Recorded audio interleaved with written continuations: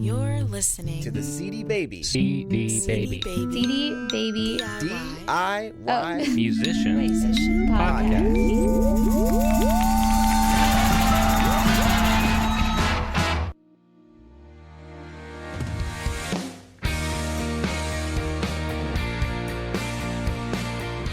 Hey there, and welcome to the CD Baby DIY Musician Podcast. My name is Kevin Bruner, your host for the show, and this is episode number 151, where you're going to hear from Josh Collum and his micro-sync success story. Before we get to my interview with Josh, I want to remind you that our first ever DIY Musician Conference is coming this fall, October 23rd through 25th in Chicago, Illinois, at the Congress Plaza Hotel right downtown, right next to Millennium Park. It's going to be a great time. The ticket price is only $49. We wanted to keep it affordable because we know that most conferences are so expensive it's hard for artists to get there, but we want this conference to be affordable and to give you great actionable advice to help you move your career forward. There's going to be some really great speakers and panels and workshops where you get some hands-on one-on-one advice. We're going to have some hangout time, a showcase, an open mic, all sorts of cool stuff. Plus, you'll get to meet the CD Baby crew. I'll be there hanging out the whole time, and I want to meet as many of you as possible. Again, it's just $49, and that price goes up at the end of July, so you just have about 4 or 5 more weeks left before that price starts going up. So lock in your tickets now. You can find out more information at DIYmusiciancon.com. That's DIYmusiciancon.com. I'll put a link in the show notes of this podcast where you'll be able to click right on over there. And special thanks to our sponsors, Rumblefish, Gig Salad, and Berkeley Music. All of them are super excited to be working with you guys for this conference and really help provide an environment where you can move your career forward in a positive way. So again, October 23rd through 25th in Chicago. Tickets are on the website. I'll link to it in the podcast show notes. I hope to see you there.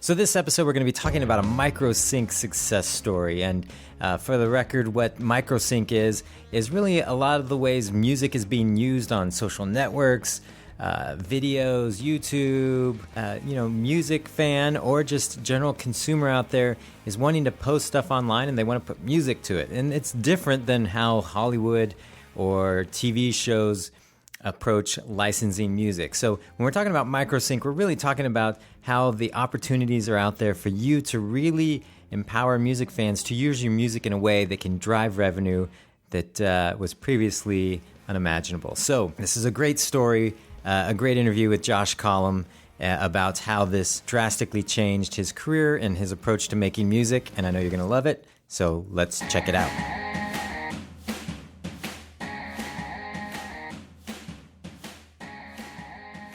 Well, joining me is singer-songwriter, artist, entrepreneur Josh Collum. Josh, how you doing? I'm doing well. How are you doing? I'm doing well. We were just sitting here talking, and we're certain that your brother and I, our paths have crossed. We may have even played together in the past, back in college. There's something that throughout this podcast we might make a connection at some point. Yeah. So stay tuned. That's always cool. Well, we're here at high above the Portland skyline at the Rumblefish headquarters to talk about your success with sync licensing and micro sync licensing and just how you've spun that off into your own business.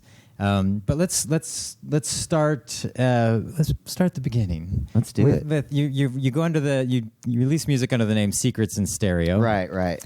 And tell us about that and kind of how your journey started as a musician, and then we'll kind of move forward into how you ended up in the world of sync licensing. Sure. So I moved to Nashville in I guess it was 2007 and started making music after a number of really bad names, finally landed on Secrets in Stereo, which I thought was I like that name. decent- It's tough to decent get a name enough. these days. It was decent enough to move forward with. Started making pop music and quickly realized that I didn't want to get out on the road and necessarily build it that way. And I started looking for alternative ways to build a fan base, and just happened to be watching TV. And at that point, sync licensing wasn't as massive as a outlet as it is today. And so I was just watching TV shows and going, I don't know that artist. That's not a major label artist. And I wonder how they got their music on a TV show. And so really just started just very ignorantly tracking down, who chooses music for TV shows? What's a music supervisor? How do I get in touch with these people? And had a 5-song EP and just started finding emails and started emailing folks. And luckily, the music was good enough to back it up, because otherwise I would have burned a lot of bridges very early on. What time frame was this? This was probably 07, 08. Started reaching out. My whole goal was a 10% rule. If I could email 10 folks and one of them got back to me, that was success. Maybe that was just me trying to feel good about myself, but that was my goal. Just get one person to click on the email actually and listen to the music. And so from there, I just, supervisors actually started using it, and got started with MTV, and they used a number of songs. All 5 of my songs within 6 months or so were licensed.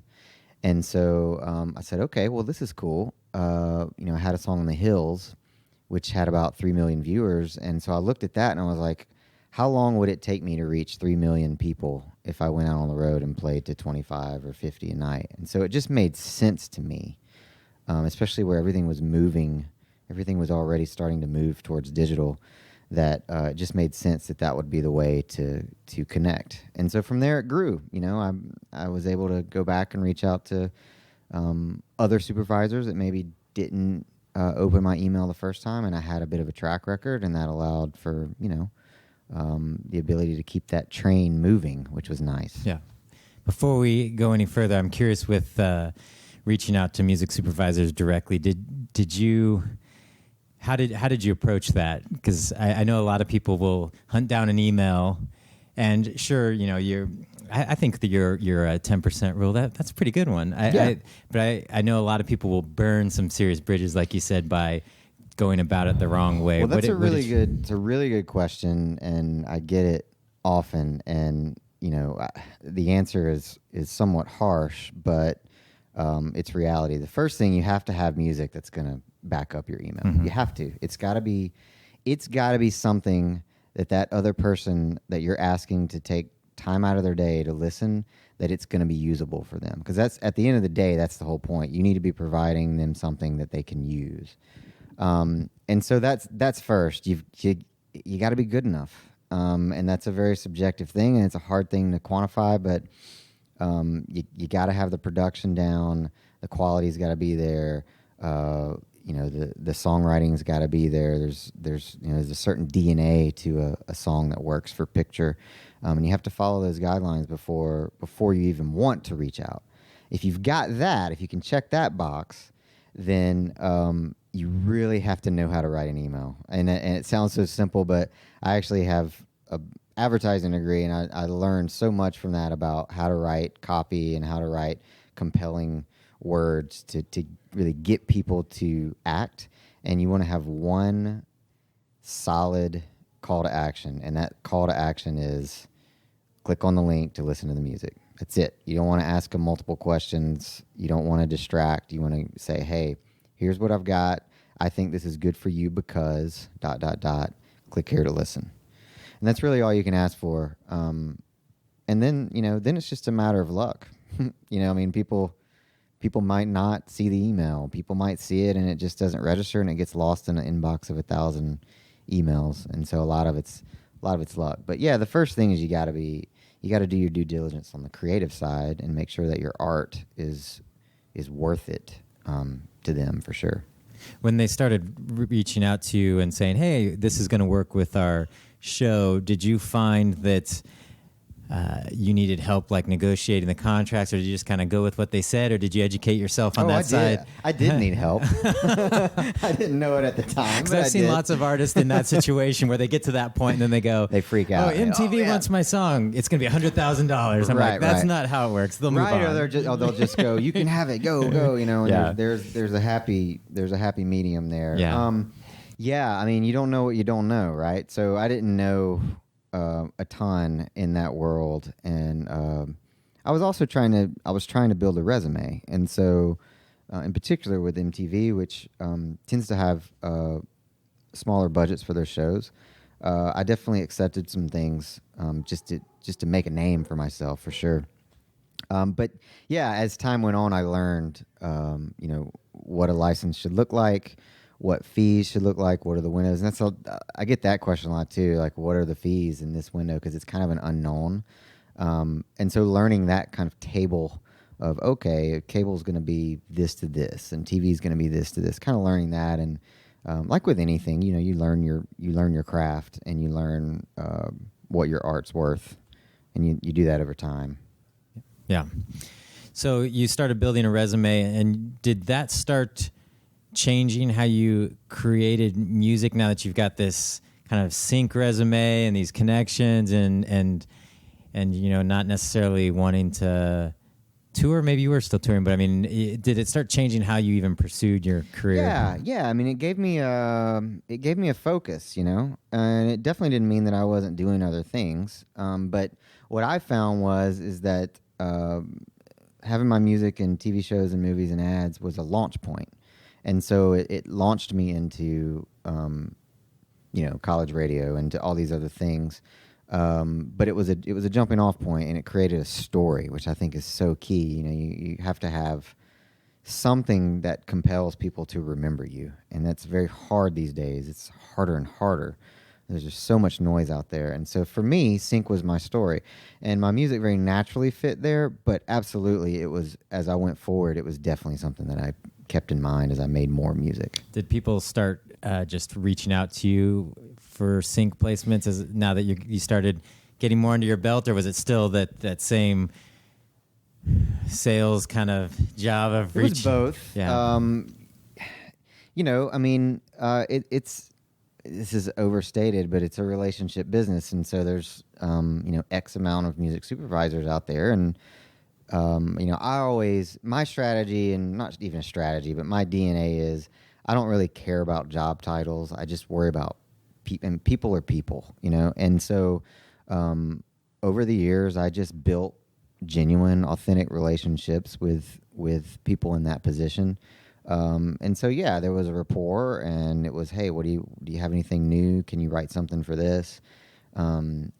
Which still goes on today. And then also there's the other side of you have to keep meeting new people and, telling them why that you're worth knowing, basically. Because there's a lot of people trying to do the same thing. Yeah. So you kind of have to naturally say, hey, I know what I'm doing, I promise.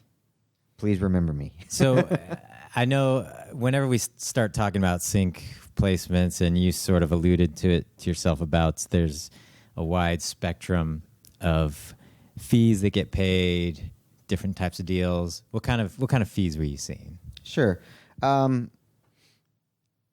Well, I'll give you kind of some basic windows, because different shows have different budgets, and I don't want to make claim of one thing or the other. But typically, with cable shows, you can get anywhere from hundreds to lower thousands. That's more of the reality show world. With stuff like ABC Family World, the CW, you can get anywhere from the thousands up into the lower 10,000s. With film, you can do anything from 10 to 30 or 40,000, and I'm speaking for indie artists. Obviously, if you have a hit song, then that's a different paradigm. Then for trailers, you can do anything from 20,000 to 6 digits, and then with ads, typically you're going to be 50,000 on up and well into the 6 digits for sure. So that's kind of the window, and that's not an exact science, but that gives you kind of the world that it can be if you know what you're doing. Yeah, and I can vouch for you. A lot of people who listen think, why won't he get a little more specific? But it does. It changes. Like it could be one show on the same network could have a much bigger music budget. Totally. It's totally random how they come. But with indie artists, there's pretty much some typical ballparks you see, which you mentioned. Absolutely. It's a scale that's going to go from cable to network to movies to trailers to ads. That's kind of the pyramid or the ladder of how fees are going to typically work. Yeah. So let's move a little bit and move into some of the micro sync success that you've had. So how did that start for you, and what kind of got you into that world? Well, I don't remember exactly if there was some light bulb that went off. What I do remember is that, and of course this was 06, 07, so this is the beginning of YouTube, pretty much. And I noticed that I might have a song on a TV show, and then all of a sudden there would be videos on YouTube that would pop up, and they'd get tens of thousands of views, and it kind of just hit me, I wonder if I should be getting paid on those. That seems like I should. And so I did a little research and found Rumblefish and reached out to them. They were very early on in their journey as well, and found them to be on the leading edge of something. I didn't know exactly what it was, but it felt right. And so I gave my music to them to represent digitally. And, for a number of years, that was a very nice, couple $100 every quarter kind of check. But as digital has moved, as everything has kind of moved, everybody's a filmmaker now. Everybody has a phone. Everybody can create something. And the platforms have gotten stronger.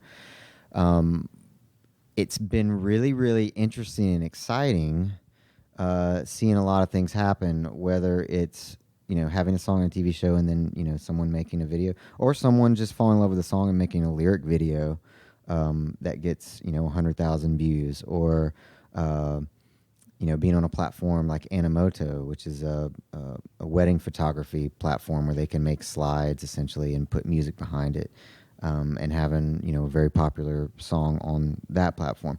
Seeing all these things happen in digital and all these companies pop up, and then Rumblefish was positioned very well to capitalize on that. And so what's happened is I've seen, checks that were a couple $100 go to a couple thousand, and then eventually tens of thousands in a quarter. And it's been a really, really interesting space to kind of watch grow and watch blossom. And there's a million ways that can happen. There's a million ways where people, who knows how a video goes viral. I mean, it's not really something that you can deliberately do. But one of the big videos that I've had is there was someone that made a Twilight video, movie Twilight, and they just literally just put a list of songs on the track listing. Very basic video, and they used one of, I believe, Warner's, because they put out, or Atlantic, they put out the soundtrack, and then they shut down the song. They said, nope, can't use that. And so Audio Swap, which was a tool that was developed by Rumblefish and YouTube, suggested my song, and they put it in there, and that video's got over 3 million views now. And so not only that video, but there's dozens and dozens and dozens of spawn-off videos that started from that video in the digital space. And so it's been interesting, and I've been able to kind of tap into that Twilight crowd, which is awesome in so many ways. And so, yeah, it's a crazy world, and Rumblefish is in a good spot. They got ahead of the game for sure. Well, that video is a good example. I was watching it last night, and it is the perfect example of user-generated content. Absolutely. Because it's when people think about someone using their music, even on YouTube, I think artists a lot of times tend to think of like someone creating, like a music type video type thing, or someone singing along, or someone dancing to it. But it literally is the track listing for the soundtrack to Twilight, and it has that many views, and it just has some photos of like stills from the films in between, and it just says track 12 Muse in this song, and I couldn't explain it. I mean, other than and I got to know the creator of the video a little bit, and honestly, I think she was just early to the game. She made a video that had a great, her metadata was great in the video. The title of the song was the title of the video was very searchable, and it just hit. It just hit very, very quickly, and it's that not only you're saying you kind of tapped into the Twilight fans. It's like suddenly these fans of this movie are turned on to your music in a way that no one would ever think. No marketing person would ever go, ever. You know what we're going to do? We're going to go make this video. It's so organic. Track listing. It's so organic, and I think that's what's cool about the digital space is it's, there's an authenticity to that. It's just very natural, and it's super connective. You can really connect with people in that space, and I can't really connect with, if I've got a song on Pretty Little Liars, I can't really connect with them in any way that, except for me kind of being obtrusive and trying to find those people and then hoping they find me. But in digital, there's such a platform there to talk, which is interesting. Yeah. So you said that you were getting like quarterly payments from microsync licenses, which we're talking about YouTube. We're talking about apps like you mentioned Animoto that help you put together slideshows and online videos, kind of a creation tool. And there's a whole bunch of others out there. You started getting some quarterly checks, and then suddenly there was a noticeable difference. What was your reaction to that? I mean, did that make you change how you were approaching things? Absolutely. My first reaction was to call Rumblefish and go, "What just happened?" Like, are you sure this is right? I don't want to get in trouble for cashing. I was like, check. Can we let's look at the data. Let's figure out what this is, And so we identified a few things, and it definitely, absolutely, I wanted to to cater towards that and recreate it, just like I did with traditional sync, And at that point, I had started my own company that we represented a number of artists, much like mine, and so we basically plugged in all of our artists into this world too, and tried to tap into what Secrets in Stereo had tapped into. So it absolutely changed. It opened my eyes for sure, and it's something that I preach a lot, whether it's to publishers or labels or indie artists. It's like, hey, there's a whole world out there that most people aren't taking advantage of, and it's leaving money on the table. It's leaving buzz on the table. It's leaving marketing on the table. It's leaving fans on the table. So what did you guys figure out that was causing the change or the connection? What was the trend you were seeing? It was a few things. So one, it was the Twilight video that I mentioned, and all of the spawn off Twilight videos from that video. I had the #1 song on the Animoto platform, which I didn't know anything about Animoto at that point. I was like, what is this? It sounds like a robot. But I got to know what it was, and it's an incredible platform. And I have two songs there in their top 10 across their whole platform. And then the third piece of it was the trickle down from traditional licensing. So people were seeing and hearing my music on a TV show, and then they would go create fan-made videos. And so those things just added up. YouTube is the #2 search engine in the world behind Google, not just for music, not just for video, just literally that's where people go to search stuff. And so to be able to, have videos made for people to be found, that had a huge impact for sure. So it was those three main things.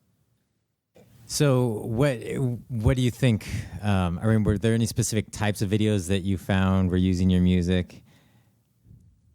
Like, what do you mean? Specific types? Well, I know that a lot of that there's several wedding videos that have used yours a lot. The song that was #1 on Animoto is a song called "Happy." That is very much a wedding song. and it's been used more times than I can count in not only wedding videos, but in weddings. I've had people ask people I don't know ask if they can play the song in their wedding, which is really cool. Do they ask you to come play it? They have before. I have sang it at a wedding, but with somebody that I knew. It was not a fan or somebody that lived in Wyoming or somewhere that I had to travel too far. But it's incredibly flattering, and it's really fun seeing a song, that you wrote connect with people on such a visceral level.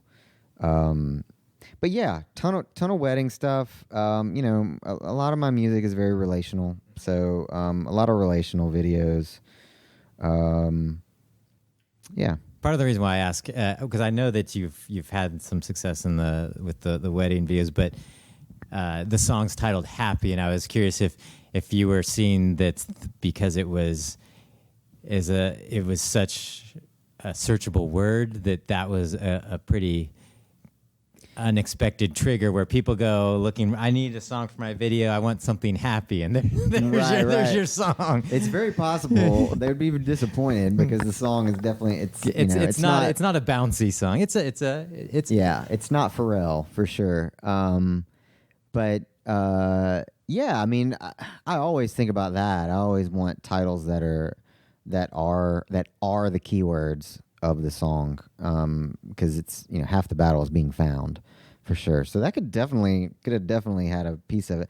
But I think metadata in general, not just song title, but making sure that you've got your moods down, you've got your themes down, and so when you're on that platform, you're very findable. That's huge. I know one of the things I used to do, still do, is if I had a song, I know a song's coming up in a TV show or a movie or whatever, I'll go in and create like a Google question ahead of the show, and I'll say, what's that song and such with the lyric this and whatever and aired on this date, and then I'll answer it myself. That's a great trick. Yeah, so Yahoo Answers and Google, I think it's Google Answers. If you go search, that they're going to put that at the top. You don't know how many times I've done that exact search, I've gotten the answer from Yahoo Questions or Google Questions. Totally, they're going to put that at the top because that's their company. Kind of getting ahead of it and being found, because you've got kind of that fleeting moment of people finding you that you want to capture as many people as possible. Well, speak a little bit about metadata, because I know that's one thing that artists struggle with. They struggle with, just like most artists struggle with writing their own bio. They struggle with describing their own music. Mm-hmm. What are some tips or advice you can give artists about describing it? I think the biggest thing is put yourself in the position of the person that's trying to find your song. What would they search? If they didn't know the title, they didn't know the artist, what would they search to find it? So it's a song with, it's got that guitar part, or it's got that electric part, or it's a ballad, or it's about a breakup, or it's a love song. Basically those are the things that they're gonna search for. Themes, hooks that people tend to remember the lyric hook. So just putting that in, whatever platform you're uploading your song to, the more metadata, the better. Absolutely. The publisher will remain anonymous, but he told me one time talking about metadata, and I won't curse on this podcast, but we try to keep it a family show, but we have had a few folks. He said stuff in, stuff out, and you can replace stuff with the word that you think. And so that's how you have to think about it. It's got to be, if it's great metadata, it's going to be great. It's going to be easy to find. If it's really bad metadata, then you're not going to get found. So, do you have any way of describing what bad metadata is? Because the reason I ask is I know a lot of artists will try and they'll just put every Google search term they can think of in there, hoping that someone's going to find it based on unrelated things. Right. I think it goes back to the point I was making. Think in terms of what that person would be searching for. So, for example, if I'm seeing on my song "Happy," if I'm seeing a lot of action with wedding stuff, well, then I would include that in my metadata for the next upload. I would put wedding song or, something, ceremony, something that would reference that, that would guide people to that song. You kind of just have to, predict, and you kind of have to adjust too. So, say I've got a song in a platform and I've got metadata, and then that song gets used after I've uploaded, it gets used in a TV show. Well, then I need to go back and add the TV show title and the episode, and just, as much relevant, up-to-date information you can. That's how you're going to be found, for sure. You mentioned that this had kind of blossomed into like getting tens of thousands of dollars every quarter. Did that stay consistent? Has it been kind of this thing that's just kind of continued to kind of build over time, or did it kind of have a spike and then you have to keep... Yeah, it's been consistent. Obviously, it fluctuates a little bit, but this has been, 6 or 7 quarters now, maybe more, where it's been, consistently substantial. And platforms change. Some of them get more popular and less popular, but YouTube's not going away. No. Anytime soon.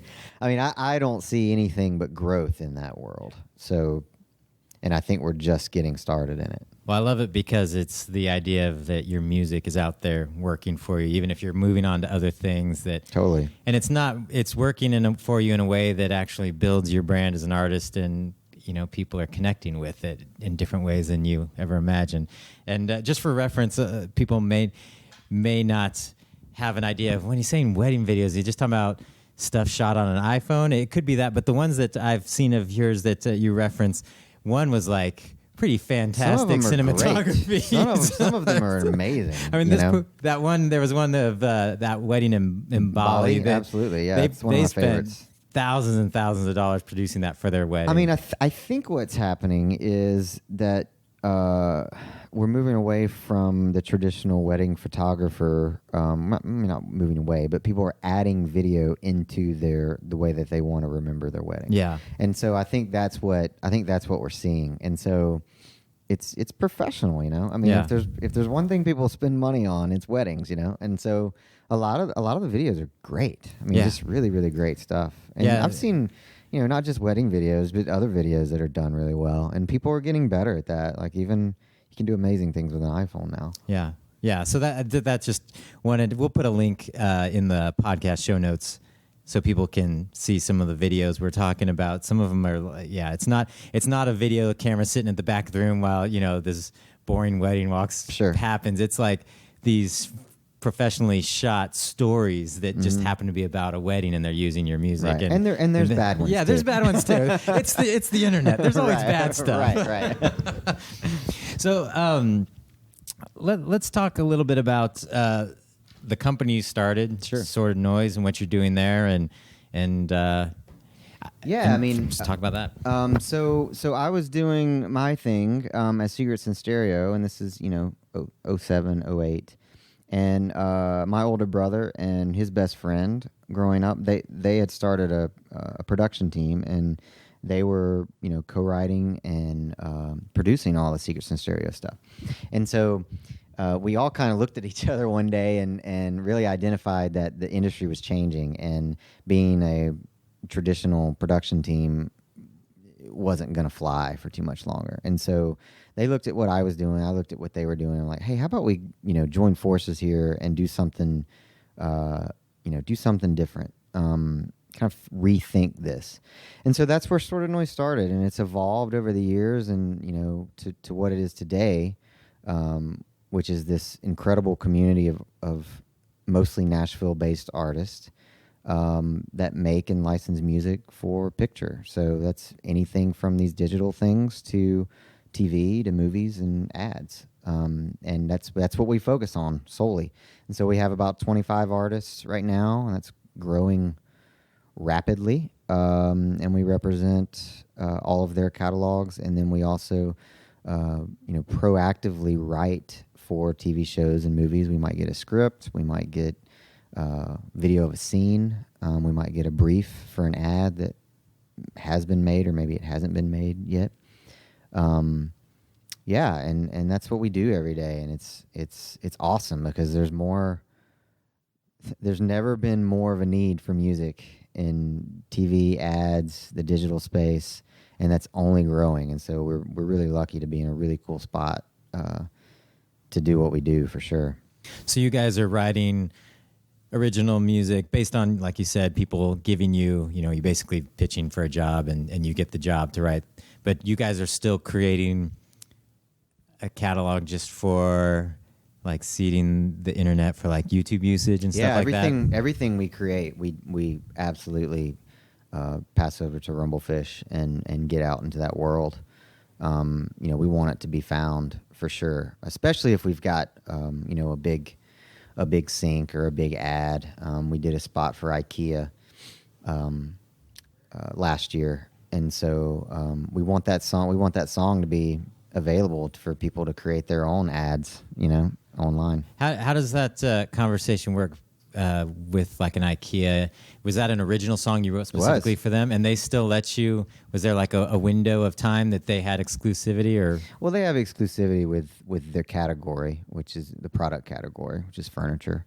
But yeah, that was an original song. We worked with the ad agency in New York, Ogilvy, and it was an awesome experience. And we actually wrote the song before the ad was even shot. We just had a brief and what they wanted, and we wrote a number of songs with a couple of artists, and it got narrowed down to an artist named Holly Mayer, who's had a ton of songs used in TV and film and advertising.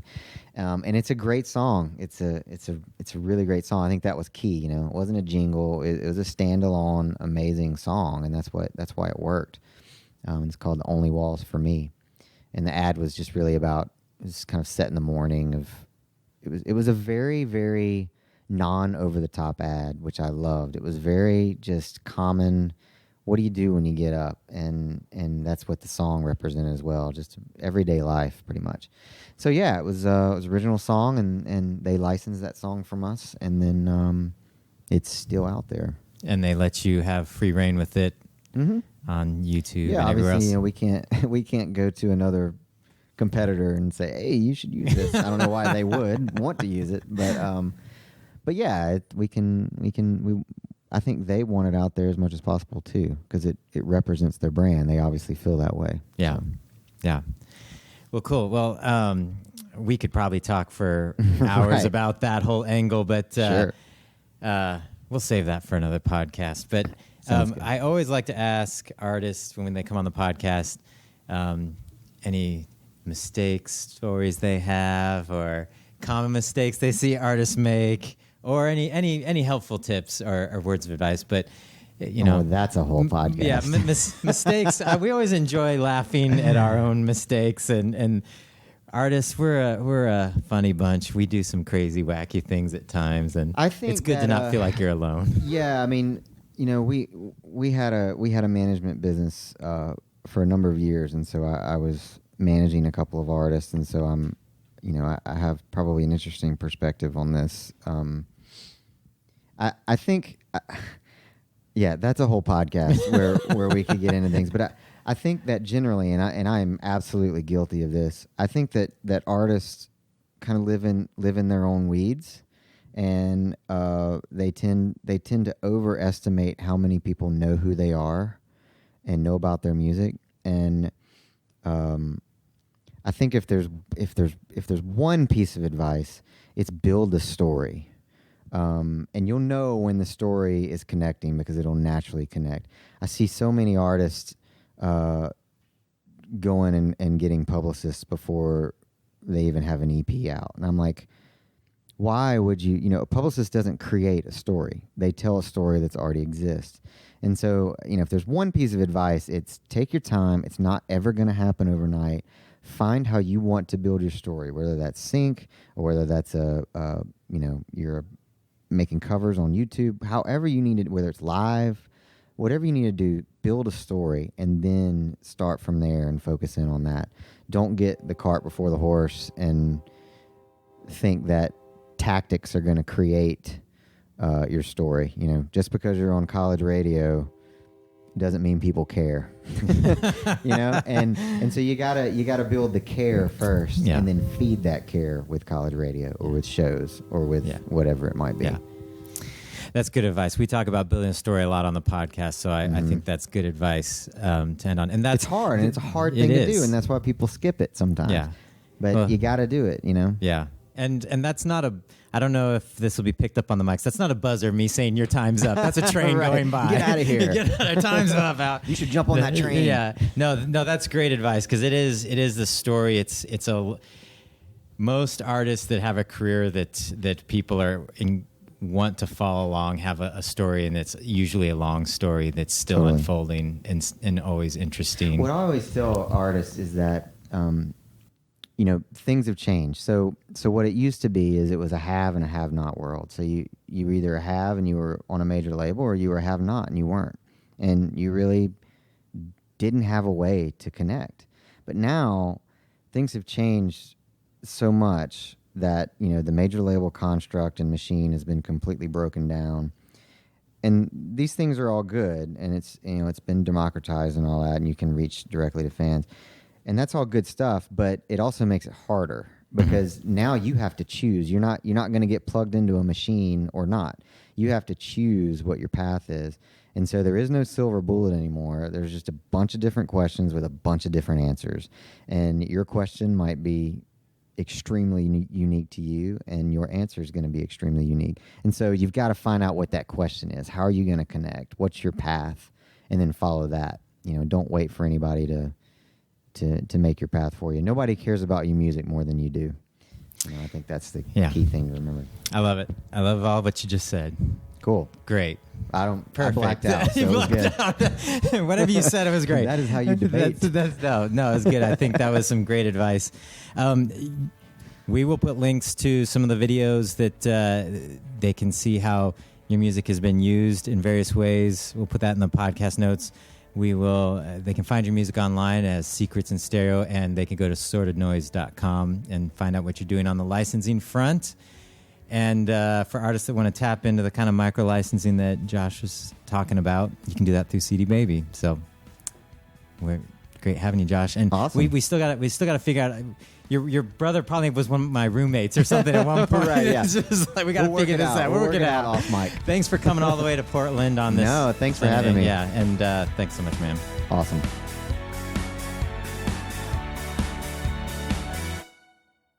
Thanks again to Josh Collum. All the music you've been hearing in this podcast is his band, Secrets in Stereo, which have been licensed through Rumblefish.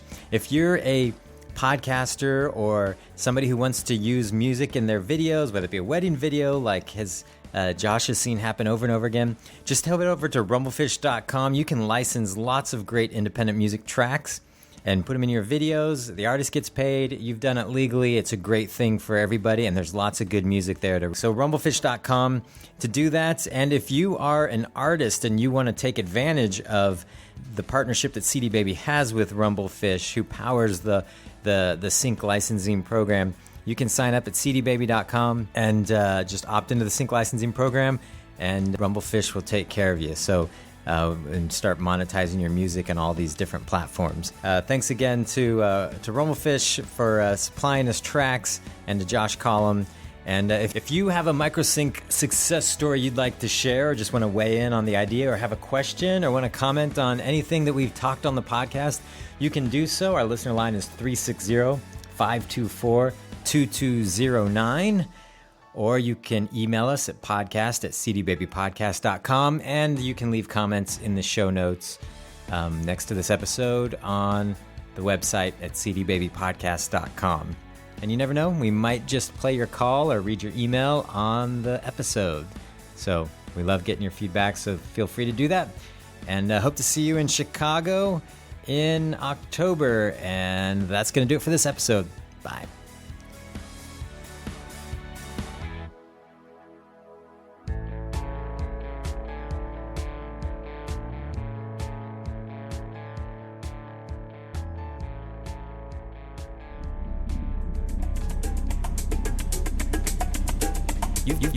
You've been listening to the CD Baby DIY Musician Podcast, broadcasting from Portland, Oregon, USA.